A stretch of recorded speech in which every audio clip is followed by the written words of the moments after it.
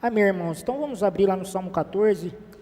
A gente não vai ler o Salmo todo, porque se a gente fosse falar do Salmo todo, a gente teria aqui um culto meio extenso.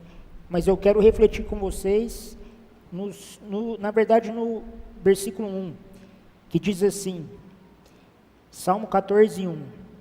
Diz o tolo em seu coração. Algumas outras traduções trazem nécio e outras ainda trazem o termo insensato. Diz o tolo em seu coração, não há Deus, ou Deus não existe. Corromperam-se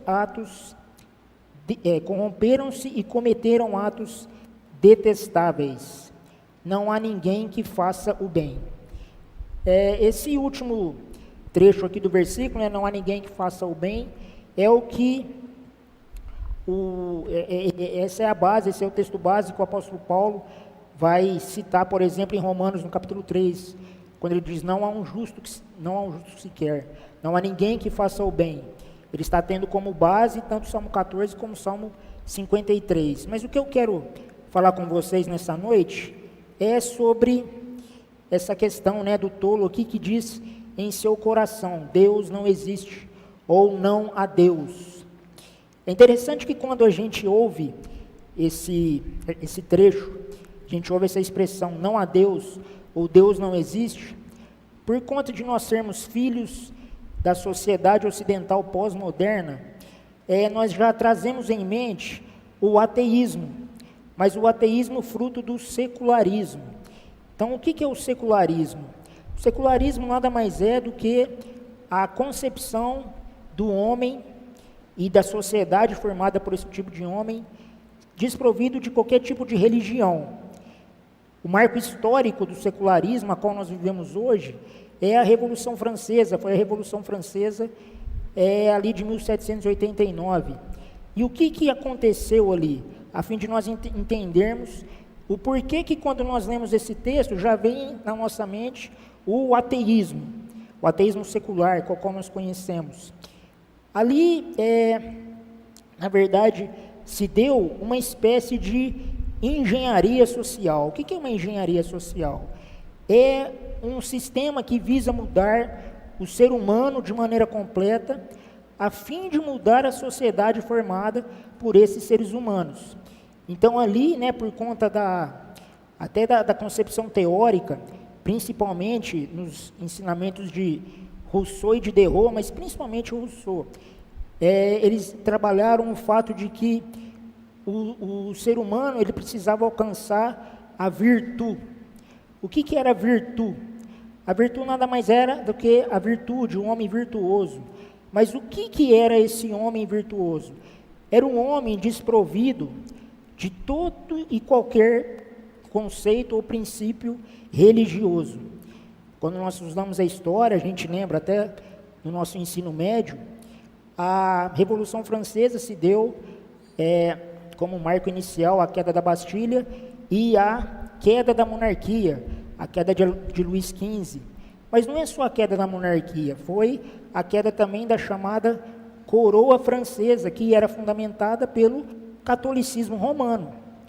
Então, na instituição da chamada Assembleia Nacional, que foi o marco político da Revolução Francesa, foi justamente a concepção do homem desprovido de toda e qualquer religião, a fim de fundamentar uma sociedade secularizada, ou seja, uma sociedade composta por homens virtuosos, ou seja, por homens desprovidos de toda e qualquer religião. Mas é interessante, pessoal, que a gente precisa pensar no seguinte: o ser humano, ele é religioso por essência. Há um autor que eu gosto bastante, a minha esposa também, o Viktor Frankl, que no seu livro A Presença Escondida de Deus, ele diz que o ser humano, no seu inconsciente, é muito mais religioso do que o seu consciente pode perceber. Ou seja, o ser humano, ele é religioso por essência, e ele vai reverberar isso na sua forma de pensar, sentir e agir. Pode ver, por exemplo, vou usar o exemplo dos palmeirenses aí, que está aí na crista da onda. Falar nisso, parabéns aí pelos palmeirenses, bicampeão da Libertadores.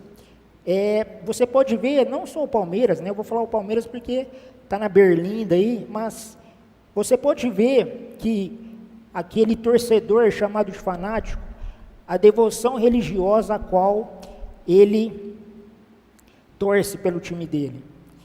Eu, infelizmente para alguns, né? Eu tenho uma queda pelo Corinthians.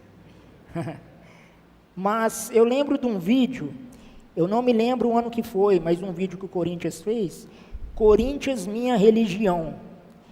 E eu olhei aquele vídeo, eu falei, já perdeu um torcedor. Porque quando um time de futebol se torna objeto de uma devoção religiosa, é porque aí já está instalada a idolatria. Por quê? Porque querendo ou não, inconscientemente ou não, já tomou o lugar que era para ser o lugar de Deus. Então, na verdade, o ser humano, ele é religioso por essência. Então, essa engenharia social que começou ali, no marco histórico, na Revolução Francesa, ela já estava fadada ao fracasso desde o começo. Porque eles não se atentaram por esse lado, de que o ser humano, ele é religioso. E é interessante que um dos principais pensadores do século XVIII, um pensador britânico, filósofo político, chamado Edmund Burke, ele é considerado o pai do conservadorismo. No livro dele, Reflexões sobre a Revolução Francesa, ele fala algo interessante. Ele diz assim que a Assembleia Nacional, que como eu disse, era o documento político da Revolução Francesa, no intuito de estabelecer uma sociedade irreligiosa, estabeleceu, na verdade, a religião da irreligião. Eu sei que ficou confuso, mas, na verdade, o que ele quis dizer? Que na tentativa de formar um homem e, consequentemente, uma sociedade sem religião, na verdade, o secularismo se tornou a religião do homem moderno, do homem virtuoso, do chamado revolucionário. Tanto é que Rousseau, que foi o principal teórico da Revolução Francesa, ele fundou aquilo que é chamado pela maioria dos sociólogos de religião civil. E é isso mesmo, religião civil. O ser humano, ele é religioso. Então, esse papinho furado aí de que, não, por exemplo, a ciência, né, a gente está vendo hoje uma proeminência da ciência. Não, a ciência ela é desprovida do caráter religioso porque é religião obscurantista. A ciência é uma religião, pessoal. Não se enganem. Mas aqui a gente poderia falar muito e muito sobre a questão do ateísmo. O ateísmo ele vai surgir ali, né, como embrião no século XVIII, mas ele vai atingir o seu auge no século XIX. Então, nós podemos definir que a sociedade secular é uma sociedade desprovida da religião, mas no nosso contexto ocidental, que foi formado nas suas bases pela religião cristã, o secularismo que hoje nós vivemos, ele visa extinguir o homem e a sociedade formada por ela, destruir, desconstruir todo e qualquer princípio fundamentado na chamada moral judaico-cristã. Então, hoje nós podemos ver que nas redes sociais, por exemplo, o bispo Éder, né, da igreja que eu frequento, a Metodista Renovada, ele sempre fala isso e eu faço coro com ele nesse sentido. Você num debate público, ou numa rede social, ou numa conversa, você pode falar sobre Deus. Você pode falar sobre Deus, que você vai ser aceito. Mesmo que você esteja conversando com um ateu, sobre Deus ele vai falar, eu não creio em Deus, mas dou a liberdade para você crer. Mas quando você fala de Jesus, aí a coisa enrosca. Você pode falar de Deus, por quê? Porque cada um vai ter a sua concepção de Deus. Tanto é que numa sociedade secular como a nossa, Deus ele é tratado como um abstrato universal. Mas quando você fala de Jesus, aí você dá nome a esse Deus. Aí você dá rosto a esse Deus. Aí você dá pessoalidade a esse Deus. Aí a coisa enrosca. Porque quando você considera Jesus como Deus, você precisa considerar não só a existência de Deus, mas a ação de Deus na história. A manifestação de Deus na história. aí já fica complicado. Então nós poderíamos falar muito sobre o ateísmo secular, mas não existe só esse tipo de ateísmo. Existem outros ateísmos. Sócrates, por exemplo, vai ser considerado o principal filósofo grego, tanto é que ele vai dividir a chamada era grega em era pré-socrática e pró-socrática, pós-socrática. Então, o que ele dizia? Ele foi julgado e acusado pelo tribunal ateniense de perverter a sociedade grega. Por quê? Porque ele foi considerado um ateu, porque ele não cria nos deuses do Olimpo. Então, na verdade, o conhecimento, que era o bem supremo, a sabedoria, segundo Sócrates, não vinha dos deuses, mas vinha do conhecimento próprio. Então ali, a gente já vê a manifestação do germe do humanismo, que na verdade nasce com Protágoras, quando ele diz que o homem é a medida de todas as coisas. Mas Sócrates, quando ele faz uso ali do oráculo de Delfos, quando ele fala, conhece-te a ti mesmo, então Sócrates ele vai tirar o bem supremo, que é a sabedoria, o conhecimento, da mão dos deuses e vai colocar na mão do homem. E ali ele vai ser acusado de ateísmo. Ele vai ser acusado de subverter a juventude grega, a juventude ateniense. E ali ele foi julgado e foi condenado à morte.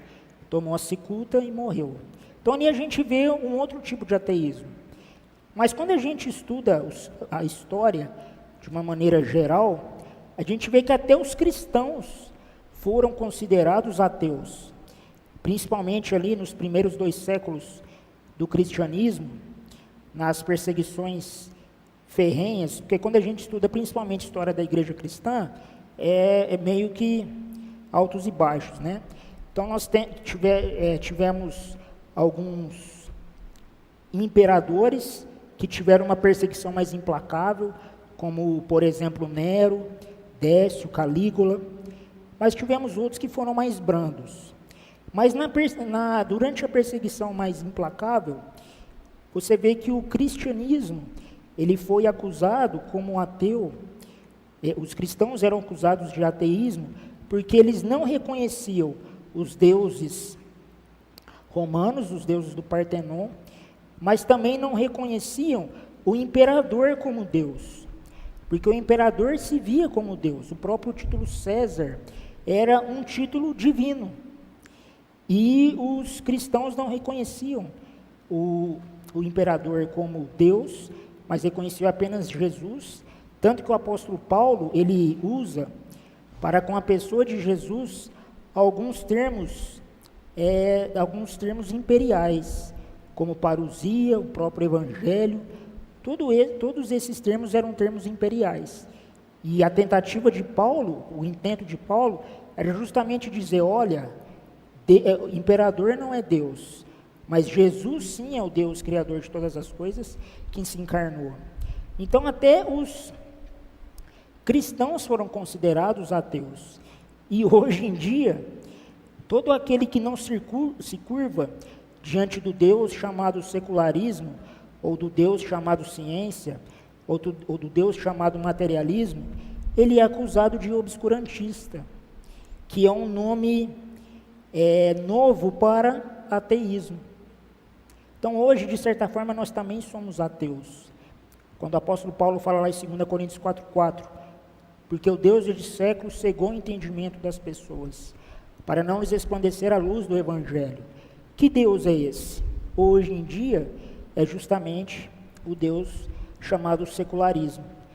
A deusa chamada ciência. Mas eu também não quero falar sobre esse ateísmo. Eu quero falar do ateísmo que acomete os cristãos em que ponto? No ponto em que muitos cristãos, e eu quero falar aqui, mas que você possa refletir sobre o que eu estou falando aqui, não no sentido de pensar no próximo, mas fazer uma autorreflexão, como eu todo dia faço. Porque nós confessamos com os nossos lábios, com o nosso coração, que nós servimos a Deus. Eu creio de todo o coração de que todo mundo que está aqui tem o desejo de servir a Deus, tem o intento e o desejo de glorificar a Deus, mas, infelizmente, no ciclo, no exercício da nossa vida, muitas vezes a gente reserva algumas áreas em que Deus não atua. E é justamente desse ateísmo que eu quero falar, o chamado ateísmo que acomete até mesmo os cristãos. Ou seja, hoje eu quero falar do ateu cristão, ou do cristão ateu. Qual que é o cristão ateu? É aquele cristão que vem na igreja, que lê a Bíblia, que tem uma vida regular de espiritualidade, mas que Cristo não é Senhor da sua totalidade. Uma coisa que o Levi fala bastante, e com muita propriedade, é infelizmente uma coisa que é comum, mas que não encontra pouso na Bíblia, não encontra pouso na tradição apostólica, na tradição cristã, de mais de 2000 anos, que é uma espécie de dicotomia, que é uma espécie de separação entre vida secular e vida espiritual. Ah não, a minha vida na igreja é uma coisa, a minha vida no meu serviço, a minha vida na minha casa é outra. Ah não, aqui no meu trabalho, eu não posso refletir os princípios de Jesus, porque senão a coisa enrosca para o meu lado. Mas irmãos, cristianismo é algo da nossa natureza. Quando a Bíblia fala, lá em 2 Coríntios 5,17, do nosso novo nascimento em Cristo, não sei se vocês já pararam para pensar nisso, novo nascimento em Cristo. Isso faz parte da natureza. Então não tem como você deixar de ser cristão. O verdadeiro cristão, ele é cristão, como diz vários pregadores, 24/7. Ou seja, 24 horas, 7 dias por semana. Porque eu, Mateus, homem, não deixo de ser Mateus, homem, quando eu vou tomar banho, por exemplo.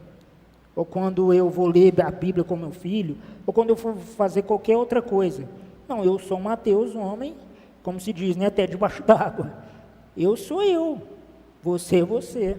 Ou seja, a questão do novo nascimento em Cristo confirma isso. O cristianismo faz parte da nossa vida. Se não faz, sinto te dizer, você não foi nascido de novo. Ou às vezes foi nascido de novo, mas precisa de se submeter à totalidade do senhorio de Cristo.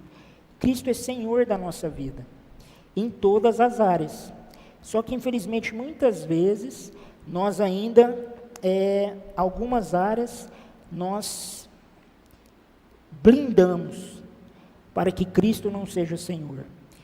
Eu poderia falar aqui de N áreas, mas você sabe qual a área que Jesus não é plenamente Senhor.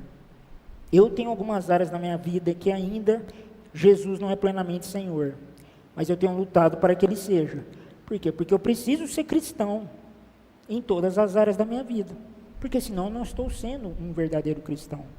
E essa dicotomia, infelizmente, ela tem sido impregnado no caráter da igreja, porque infelizmente a igreja hoje é uma igreja secularizada. Na semana passada, vou falar aqui rapidamente porque cabe no contexto. Na semana passada, eu dei um sermão meio que escatológico lá na igreja que eu congrego, sobre Mateus 1,17, falando sobre a genealogia ali de Jesus, que Mateus traz. Ele fala sobre 3 eras. Ele fala sobre a primeira era, que é a era que veio de Abraão a Davi. Depois ele fala da segunda era, que veio de Davi até o cativeiro babilônico. E depois nós temos a terceira era, que é o cativeiro babilônico até a vinda de Cristo.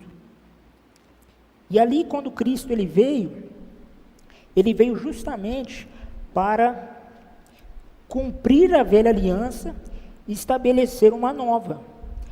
Jesus é o cumprimento de Jeremias 31, de 31 a 34, por exemplo, que diz: eis que virá dias, ó Israel, eis que em dias em que farei nova todas as coisas, e que imprimirei a minha lei, não só na vossa mente, mas no vosso coração.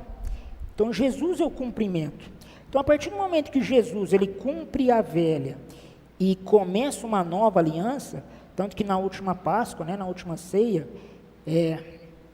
pegando o ensejo aqui da ministração da ceia, ele diz, ali na última ceia, né, eis o pão, que é a minha carne, e eis o vinho, que é o sangue da nova aliança. Então, quando Jesus ele cumpre a nova aliança, ele começa uma outra era, que também se divide em 3. A exemplo daquela primeira dispensação, da velha aliança.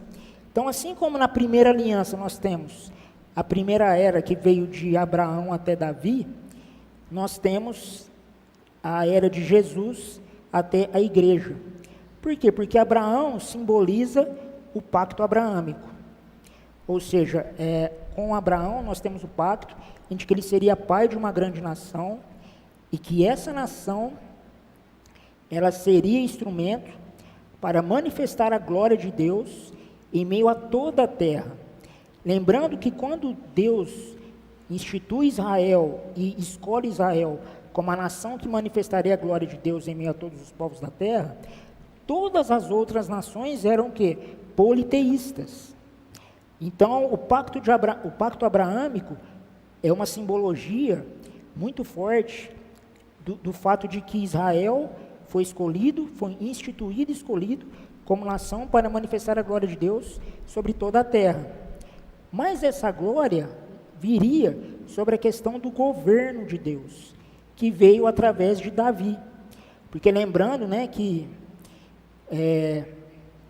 nós temos o primeiro rei, que foi Saul, e quando o povo pede um rei, e Deus diz para Samuel, chegou, vai lá e unge Saul como rei. O que Deus diz para Samuel? Olha, o povo não rejeitou a ti, porque Samuel era profeta, juiz e sacerdote, mas eles rejeitaram a mim. Então, mesmo que a monarquia representou uma certa ruptura dessa aliança, mas quando Deus escolhe Davi como homem segundo o seu coração, era por conta de que o trono que Davi ocuparia seria a representação do governo de Deus sobre Israel. Tanto que é da linhagem de Davi que surge Jesus. Na segunda dispensação é Jesus representando a nova aliança, assim como Abraão representou a antiga, mas nós temos agora a igreja estabelecida pelo próprio Cristo como manifestação, como instrumento do governo de Deus sobre a terra. Por isso que o apóstolo Paulo, lá em 1 Timóteo, vai dizer que que a igreja é coluna e baluarte da verdade. Então, assim como Davi, na primeira dispensação, foi a manifestação do governo de Deus, a igreja é na segunda era. Só que aí nós temos, na segunda era, a primeira fase, né, de Jesus, a igreja, nós temos da igreja até o chamado cativeiro babilônico, que hoje em dia é o cativeiro secular. Então, assim como na primeira aliança nós temos Abraão a Davi, Davi até o cativeiro babilônico, nós temos agora a igreja, vamos acompanhar aqui o raciocínio, Jesus, a igreja, agora nós temos a igreja até o cativeiro babilônico, que é o cativeiro secular. Então, para que nós possamos ver a influência e o papel, a operação desse cativeiro babilônico, basta ver o quanto a igreja está secularizada, o quanto a cultura coach entrou na igreja, o quanto o discurso de esquerda, materialista, entrou na igreja. Então, hoje nós vemos igreja apoiando aborto, igrejas inclusivistas, enfim, nós podemos falar de tantas outras coisas. Ou seja, hoje a igreja cristã, infelizmente, é uma igreja secularizada. Por quê? Porque a igreja está cativa à Babilônia moderna, que é o secularismo. Mas assim como do cativeiro babilônico culminou na vinda de Jesus, nós estamos exatamente no período entre o cativeiro babilônico, que é o cativeiro secular, até a segunda vinda de Cristo. Então, por isso que é muito importante a gente meditar sobre o ateísmo, que infelizmente influencia as nossas vidas. Se a gente analisar a nossa vida, muitas vezes, a gente vai ver vários padrões, vários conceitos seculares que a gente alimenta, que a gente nutre, às vezes de maneira inconsciente. Eu estava conversando com o Levi sobre a questão da participação, né, da membresia, e eu estava falando lá também, né, na igreja que eu frequento, falou lá também, diminuiu bastante, né, depois da pandemia. Mas aí a gente estava conversando, né, falou, tem pessoas que realmente não podem vir, ainda estão com medo, mas tem pessoas que, vou falar aqui o crentez, né, está dando migué. Ou seja, já eram pessoas que não eram tão aliançadas. Então já usa essa questão da pandemia como um pretexto. Ou seja, não, a igreja de fato não é tão importante. A comunhão não é tão importante. Afinal, hoje nós temos o YouTube. O YouTube, eu vou lá, digito lá, vejo o Levi pregando, tem tantos outros sermões, mas a pessoa que age assim, inconscientemente, ela não percebeu que ela não está dando importância ao conceito de igreja, importância ao conceito de comunhão, e de certa forma já está cooptada pelo caráter, pela mentalidade secular, infelizmente. Então aqui o Salmo diz o tolo em seu coração, Deus não existe. Então nós vimos o caráter desse ateísmo. Mas o que eu quero falar com vocês também é que quem diz que Deus não existe? Então nós vimos o caráter desse ateísmo, a questão agora é, quem diz esse tipo de coisa? E a Bíblia diz, o tolo. É o tolo que diz esse tipo de coisa. É o tolo que diz, não há Deus. É o tolo que mesmo sendo cristão, ainda guarda algumas áreas da sua vida, a qual Cristo não é soberano, a qual Cristo não é Senhor. Mas o que é ser tolo? O que é ser insensato? O que é ser nécio? Eu quero meditar com vocês porque Jesus deu essa definição. Vamos lá comigo em Mateus, no capítulo 7, o Sermão da Montanha, nos versículos 20, só o versículo 24. Aliás, os versos 24 e 25. Então vamos meditar rapidamente sobre o que é ser tolo. Porque é o tolo que diz que Deus não existe. Quem é esse tolo? Então Mateus, no capítulo 7, versos 24 e 25, diz assim: portanto, quem ouve estas minhas palavras e as pratica, é como um homem prudente. Outras traduções dizem um homem sábio, que construiu a sua casa sobre a rocha.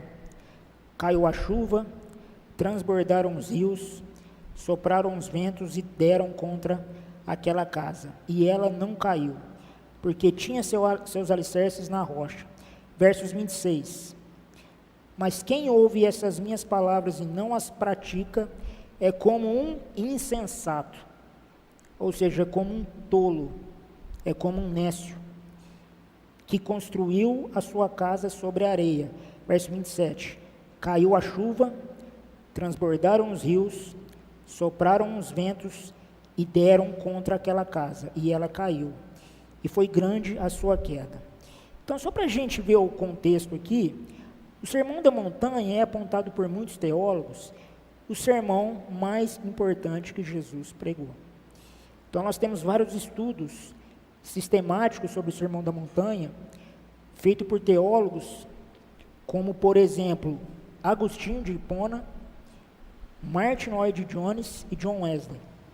Ou seja, não precisa nem falar da tarimba desses homens, né? E eles fizeram estudos excelentes sobre o Sermão da Montanha, sobre a aplicabilidade desse Sermão da Montanha, que na verdade segundo eles, é uma reforma de toda a lei dada por Deus a Israel na primeira dispensação. Então, nesse sermão, que é o sermão mais importante que Jesus deixou, ele diz: aquele que ouve as minhas palavras e as pratica, é como um homem prudente. Então, a gente pode dizer aqui que o tolo é exatamente o contrário do prudente. Ou seja, aquele que ouve as minhas palavras mas não as pratica. Lá em Tiago 22 diz, não sejais apenas ouvintes, mas praticantes. E é interessante que o termo prudente aqui que aparece, ou o termo sábio, é o termo frônimos. Frônimos, pessoal, porque assim, no vocabulário grego nós temos várias palavras para falar sobre sabedoria, por exemplo. E todas elas têm contextos e conceitos diferenciados. Por exemplo, nós temos a expressão Sofia. Sofia é a mais usada, né? É a que aparece, por exemplo, em 1 Coríntios 1:24, quando o apóstolo Paulo diz, Jesus é sabedoria de Deus e poder de Deus. Então, é o Sofia Theos e o Dynamis Theos. Então, a Sofia, naquele sentido que é configurado a filosofia, uma questão da sabedoria no ponto de vista intelectual. No conhecimento, nós temos a gnose, ou a episteme, mas o que eu quero falar aqui é do frônimos. Então, o que é o frônimos? O frônimos, pessoal, essa palavra é uma palavra que vem da expressão froneses, que aparece, por exemplo, lá em Filipenses 2:5, quando o apóstolo Paulo diz, tende em vós o mesmo sentimento que houve em Cristo Jesus. A NVI e algumas outras traduções traduzem como atitude.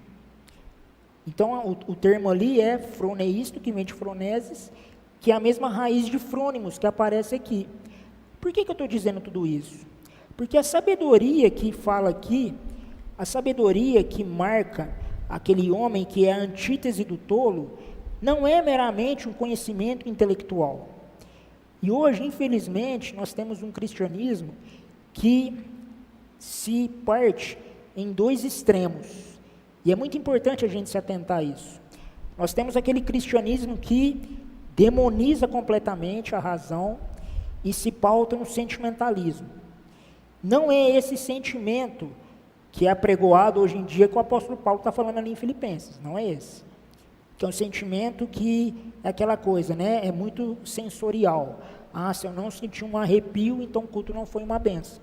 Eu preciso sentir um arrepio, eu preciso sentir a minha nuca arrepiando, eu preciso sentir alguma coisa. Ou sentir no sentido de, as minhas emoções. Olha, eu chorei. Olha, esse louvor aqui nem foi tão abençoado, viu, pessoal do louvor? Porque eu nem chorei. Nem foi tão abençoado assim. Tem muitas pessoas que cultivam esse tipo de espiritualidade.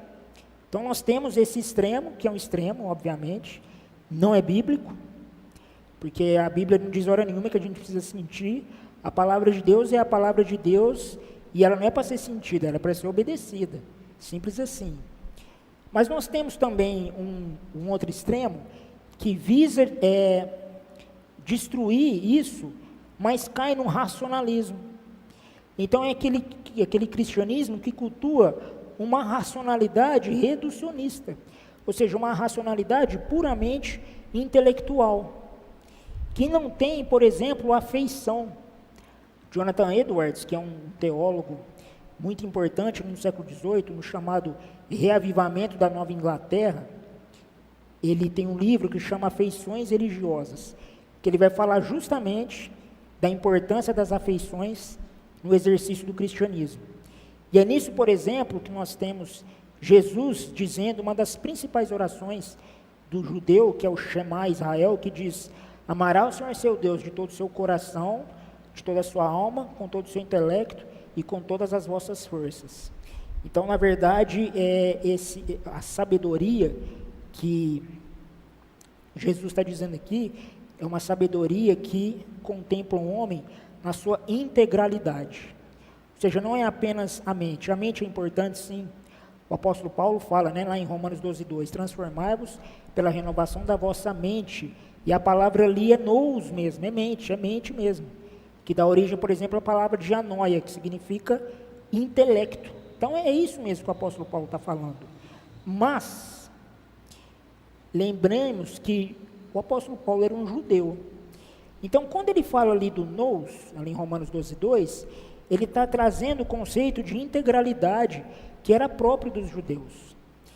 Se a gente voltar, não precisa voltar, eu vou citar aqui, Mas lá o texto que nós lemos, o texto de Salmo 14:1 diz o tolo em seu coração. A Bíblia não diz assim, diz o tolo em sua mente, ou diz o tolo nas suas emoções. Ele diz o tolo em seu coração. O contexto ali do coração é o contexto integral. O coração para um judeu, pessoal, é diferente do conceito que tem para nós hoje, ocidentais. Por quê? Porque nós ocidentais, a gente querendo ou não, está influenciado por uma separação substancial entre corpo e alma. E a alma também, por sua vez, é dividida entre mente e emoção. Então, na verdade, o significado de coração, ele é reduzido a meras emoções. Mas para um judeu não é isso. Quando o judeu fala coração, ele fala tudo. Ele fala todas as coisas. Porque o conceito de alma para um judeu também abarca todas as coisas. Não tem essa divisão cartesiana que infelizmente nós somos influenciados. Então, quando a Bíblia diz o tolo em seu coração, é o coração no sentido integral. Ou seja, de todo o coração, aquele homem diz não a Deus. Então, na verdade, quando nós deixamos uma área, quando realmente nós não nos submetemos plenamente ao senhorio de Cristo, nós estamos exatamente como esse homem aqui, descrito em Salmo 14:1. Porque é aquela coisa, pessoal, com Jesus é tudo ou nada. É a mesma coisa eu chegar para minha esposa e falar assim, olha, Patrícia, o ano tem 365 dias. 364 dias eu fui plenamente fiel a você. 364 dias, olha, fui só um que eu dei uma escorregada no quiabo. E aí, o que vocês achariam disso? Esposas, imagine os seus respectivos maridos falando isso para vocês. Então, se o relacionamento conjugal não funciona assim, quanto mais o nosso relacionamento com Cristo. Tiago 2,10 fala que se você deixou de cumprir um quesito da lei, tem descumprido toda a lei. Então, essa questão do coração, pessoal, é muito forte a gente se atentar a isso. Porque se nós deixamos uma pequena área sem o senhorio de Cristo, nós estamos dizendo, nessa área não há Deus. Então, se nessa área não há Deus, o próprio senhorio de Cristo já fica comprometido. E hoje, pessoal, nós precisamos justamente voltarmos. Primeiramente, temos consciência de que a nossa vida não está refletindo de fato esse senhorio de Cristo, a fim de que nós passamos a refletir. Porque a igreja ela reflete o caráter de Cristo. Eu digo muitas vezes, nas oportunidades que eu tenho, que a volta de Jesus vai voltar para buscar uma igreja. Mas essa igreja, ela tem características próprias. E a igreja que Jesus vai vir buscar é a igreja de Efésios 5:27, quando o apóstolo Paulo fala da igreja santa, pura, sem mácula e sem ruga. E essas características são desdobramentos da plenitude do senhorio de Cristo sobre a nossa vida. Então nós precisamos nos conscientizar sobre o fato de que, infelizmente, nós somos cristãos ateus, a fim de que nos arrependamos disso e nos submetamos plenamente ao senhorio de Cristo. Voltando lá, pessoal, rapidamente, para eu encerrar, veja as consequências, pessoal, desse homem que não reconhece o senhorio de Deus, que não reconhece a existência de Deus e não se submete a ela. Corromperam-se